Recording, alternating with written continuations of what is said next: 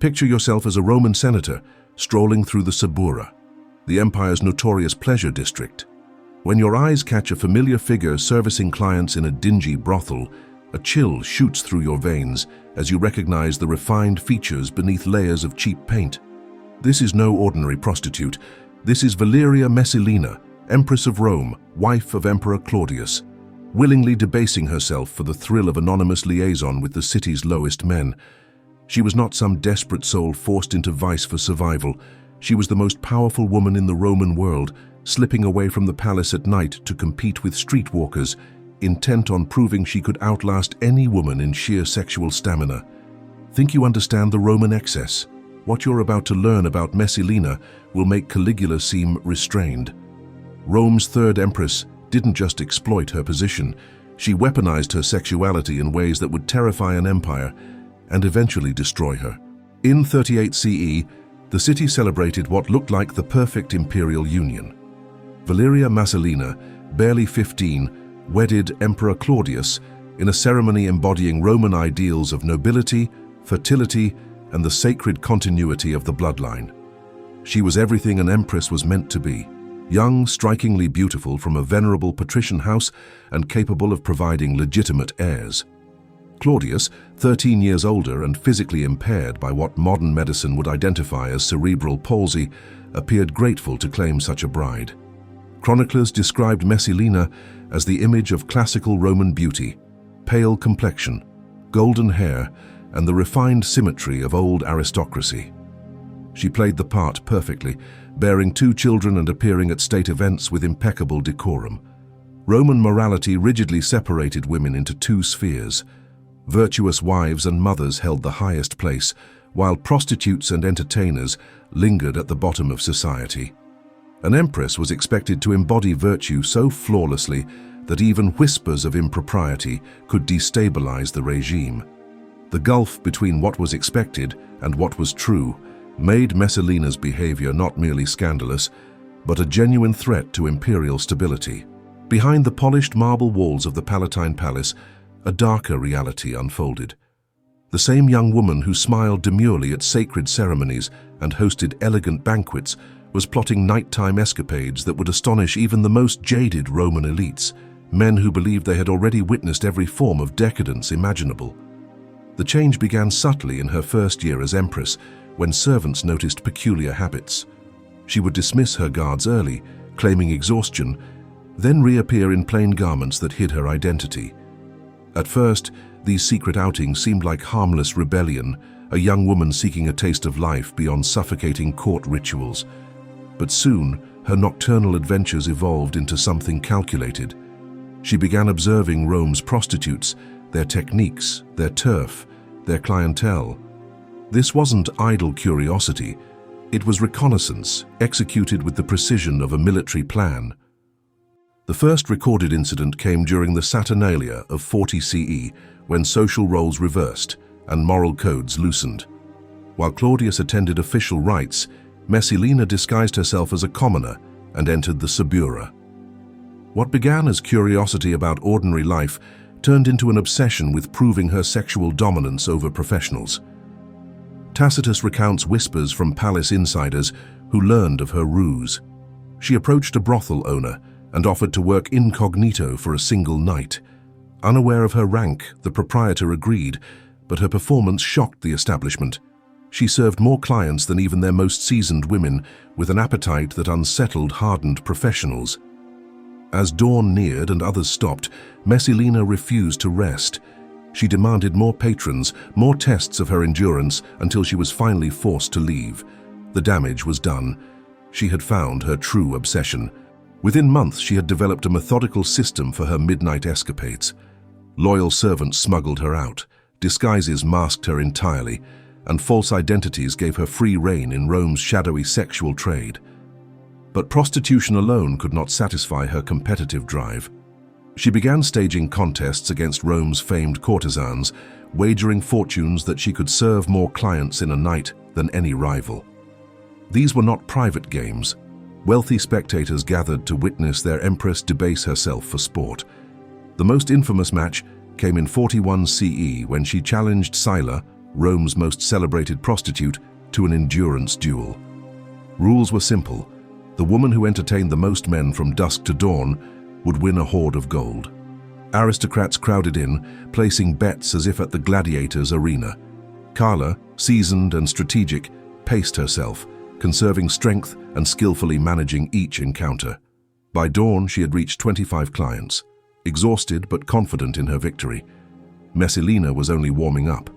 Even after Carla conceded, the Empress pressed on, finally serving over 30 men before running out of volunteers. The crowd did not cheer. They watched in stunned silence, realizing they had witnessed something unprecedented and deeply unsettling. This was not the desperation of a fallen woman. This was the conscious choice of the most powerful female in the empire, seeking humiliation as a form of pleasure. For Messalina, the chasm between her public dignity and private degradation only heightened the thrill, and this was only the beginning. Her descent into organized depravity would soon endanger the stability of the Roman state itself. If you thought Messalina's prostitution contests were shocking, you're not ready for what happened when she decided to make her sexual fixations permanent. What comes next will make everything you've just heard feel like harmless experimentation compared to the calculated system she was about to set in motion.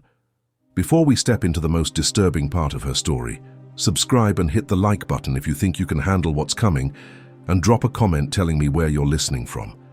It still amazes me how people all over the world share the same fascination with the darkest chapters of human history. The next stage of her life would turn Rome's empress into something far more dangerous than just a sexual rival. In 42 CE, Messalina crossed a line that shifted her from scandalous figure to a true threat to imperial security. She built what historians now call the boldest criminal operation in Roman history, an elite brothel shielded by imperial authority, staffed with women of noble birth and catering to the city's most influential men. It operated in plain sight from a lavish villa near the Campus Martius, disguised as an exclusive social club for Rome's upper crust. Using her position as empress, Messalina coerced aristocratic women into joining her establishment, threatening them with political disgrace or financial ruin if they refused. What appeared to outsiders as voluntary involvement was in reality participation forced by the shadow of the imperial throne. Her brilliance lay in the choice of clientele. Instead of serving random patrons, she specifically targeted senators, military officers, and wealthy merchants whose secrets could be turned into leverage. Every meeting was carefully observed by hidden attendants who noted conversations, recorded vulnerabilities, and collected intelligence Messalina could use for blackmail. She had built a sprawling honey trap network, becoming one of the most informed and dangerous people in Rome. She knew which senators plotted against imperial policies, which commanders toyed with treason, and which merchants cheated the tax collectors or smuggled goods. This web of secrets gave her unprecedented influence over men who, in theory, were meant to govern alongside her husband. Her process was deliberate and merciless. She would single out a target during state events, arrange an invitation to a private gathering at her villa, and lure them into increasingly exotic entertainments. Eventually, they would find themselves in intimate encounters with aristocratic women, identities revealed only after compromising acts had already been committed and discreetly documented. The psychological impact was devastating. Learning they had been with the Empress herself, or with the wives and daughters of political allies, created layers of shame and blackmail so deep that silence became the only option. Messalina had transformed sexual disgrace into a tool of political domination, binding Rome's leadership into her control.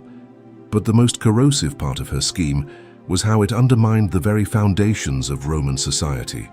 She pushed noble women into betraying their own class, manipulated officials into abandoning their principles, and turned marriage and family bonds into weapons for control. Foreign diplomats began noting strange shifts in Roman politics, policies favoring certain individuals without clear reasoning. Military positions went to clearly unqualified men who somehow had the empress's backing.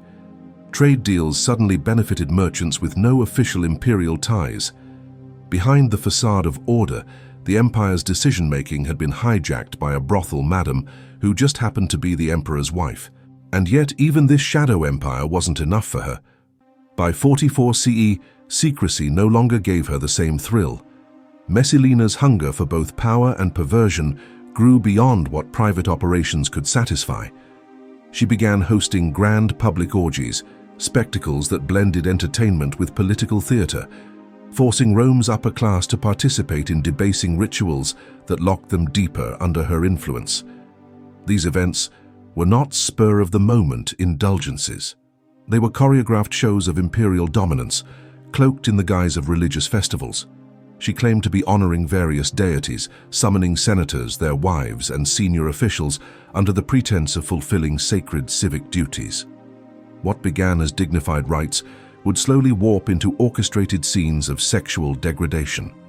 Messalina had perfected the art of escalation, starting with traditional rituals, then gradually adding intimate, so-called authentic ancient practices.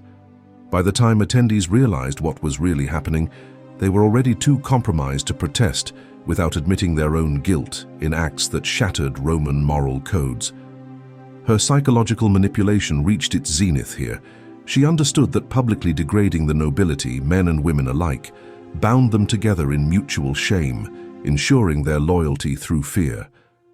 Everyone involved had to uphold the lie that these were solemn religious rites rather than imperial sex spectacles staged for the empress's amusement and control.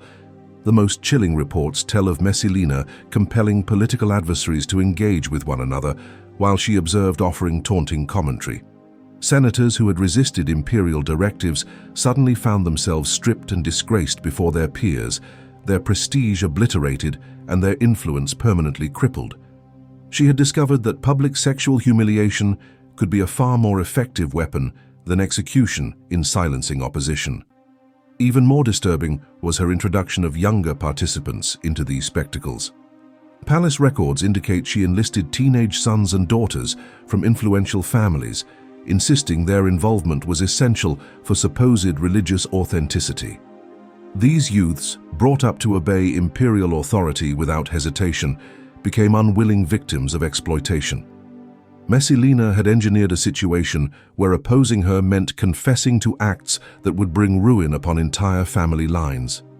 Parents could not protect their children without exposing their own guilt, and political leaders could not denounce her without revealing their participation. Through this web of blackmail, she rendered herself untouchable, ensnaring the entire Roman elite. Foreign envoys began noticing the odd behavior of Roman officials during diplomatic talks. Senators who once spoke with confidence now appeared hesitant and submissive. Military commanders seemed distracted and uneasy. The empire's leadership had been psychologically broken by an empress who understood that the fear of sexual disgrace outweighed the threat of military might in controlling people's actions. In 48 CE, Messalina's thirst for dominance and scandal reached its peak when she carried out an act so shocking it stunned even Romans accustomed to imperial excess. While Emperor Claudius was in Ostia overseeing grain imports, Messalina staged a full wedding to Gaius Silius, a striking young senator she had pursued for months. This was no private liaison or symbolic ritual. It was a legitimate Roman marriage, complete with religious rites, official witnesses, and binding contracts. Effectively, she had declared herself divorced from Claudius and married another man, all while still bearing the title of Empress. The political and legal implications were staggering. Roman law recognized her new marriage as valid. Yet she remained Claudius's wife. The wedding festivities evolved into a multi-day orgy involving much of Rome's still uncompromised aristocracy, finally forcing even her most entangled allies to admit she had crossed into open defiance of imperial authority, no longer cloaking her actions as private indulgences or religious observances. This was a direct assault on the emperor's power and the stability of the empire. Messalina's mental state during this period suggests a complete detachment from reality. She began calling Silius emperor and referring to herself as his empress. Seemingly convinced she could replace Claudius through sheer will and the obedience of her blackmailed supporters, she issued decrees in Silius's name and prepared for a formal coronation to legitimize their rule. The senator, initially flattered by her attention, soon realized he was trapped in a dangerous web of imperial ambition and sexual obsession. He became the centerpiece of her ultimate fantasy, not only sexual domination, but the full political transformation of the Roman Empire under her twisted vision. Historical sources suggest that Silius began plotting escape, but by then it was far too late. Meanwhile, Claudius remained oblivious to his wife's marriage until loyal freedmen risked everything to warn him. At first, he refused to believe it. Bigamy by an emperor seemed unthinkable, but mounting proof, including witnesses and official records, left no doubt. This was not only a personal betrayal, but a looming civil conflict. The reckoning came quickly. Claudius returned to Rome with loyal forces and confronted Messalina in the gardens, where she was still celebrating her marriage. Accounts of her final moments depict a mix of defiance and fear as she realized her empire of blackmail and control had met a stronger force: imperial survival. Her execution was carried out without delay, and her erasure was absolute. Claudius ordered her name removed from all inscriptions, her likeness destroyed and her memory condemned under damnatio memoriae, making it a crime to speak of her at all. The empress who once ruled through sexual dominance was finally undone by the ultimate power of the state. Her fall ended an age in which scandal nearly replaced governance as the empire's driving force. If this dive into the darkest forms of power leaves you wondering what other truths history has tried to bury, click the video on your screen now to uncover another hidden chapter. Subscribe to keep exploring the grim realities behind civilization's most carefully hidden lies.